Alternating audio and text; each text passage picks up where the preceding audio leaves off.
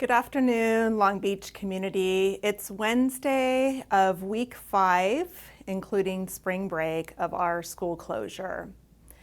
I have a few thoughts to share with you today, and then a couple of updates for you to think about as we go through this week. The first is, my sense is that this is a week where a lot of people are growing weary. Those who haven't already grown weary during this really difficult time.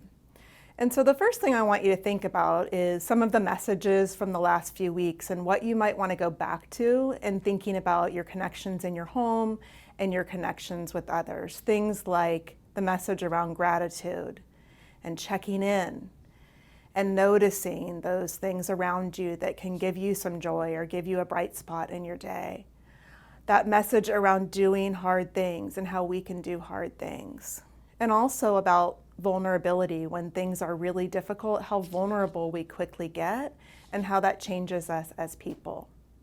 So just kind of in summary, I was thinking the message should be lean in rather than running and hiding, which is kind of counterintuitive in a time like this. It feels like each of us wants to run and hide until this is over. But I really want to encourage you to lean in wherever you are with the adults around you, with your children, and with your peers who are supportive. Tomorrow, we go into the phase of our final phase of home learning for this school year, which will include some more specifics from teachers to students about learning from home. It will also include our teachers continuing to try new things in the way that they interact with students through technology, trying new ways of teaching online, finding videos and things that they can share with students to get those essential skills that students will need to help them either as they graduate from Long Beach Unified or go on to the next grade level next year. You'll also find that we are going to be monitoring the student connection to that home learning. It's a version of taking attendance to make sure that we're connected with every single student in our district that we can make a connection to. While all of that's happening, I just want to take us to a place of thinking about the thing that is most important in all of this, and that is our relationships between students and teachers and adults, and the connection that we're keeping with one another. If a student doesn't learn a particular skill or has to review something during next year's courses, that's okay. What's most important to us right now is to continue the relationships and the connections that we have. In thinking about that, I'll close just by thinking about the why of K-12 education. Why did we go into education to begin with? It actually wasn't to teach across a computer screen.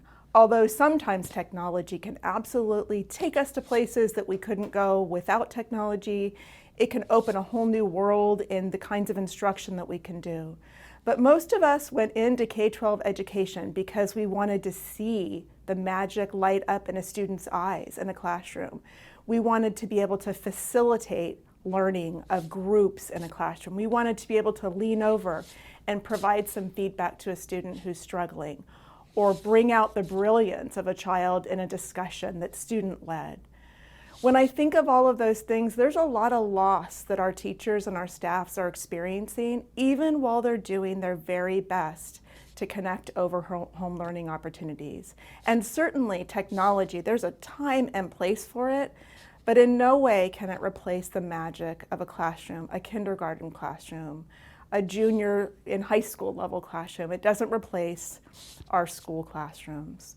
And so for folks who listen in the audience that are parents, know that our teachers are trying their best to connect with students, and that we'll really focus on those relationships and being in community as we go through this crisis together. So lastly, think about these words. Being gentle with self, that was part of a previous message. Maintaining that connection, managing your expectations, and focusing on the relationships all around us. I hope that you're not growing too weary, but if you are, take some time to go back, to review the messages, and to really stay close to those around you. Don't run and hide, lean in. I'll see you on Friday.